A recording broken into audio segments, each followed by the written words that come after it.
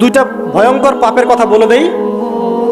এই দুইটা পাপে যারা আসক্ত হয়ে আছে তারা তওবা করে ফিরে আসলে পরেও সারা জীবন তাদেরকে এটা সাফার করতে হবে। কথা বুঝতে পারছেন না?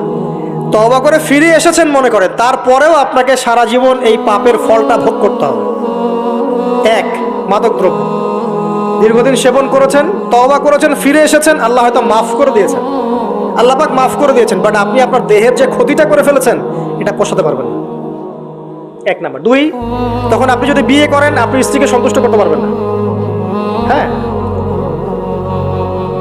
দুই নাম্বার হচ্ছে এই যে গোপনে যুবকরা যে পাপটা করে, মাস্টারবেশন, যেটাকে আমরা বলি হস্তমৈথুন, এই পাপ যেসব যুবকরা করছে বা করে, এবং অ্যাভেলেবেল এই পাপটা সবাই করে, কারণ এখন পর্নের যুগ, পর্ন দেখলে তো আর কোনো উপায় নাই, তখন তো এই পথেই যেতে হচ্ছে, নিজের উপরে নিজেকে জুলুম করতে হচ্ছে।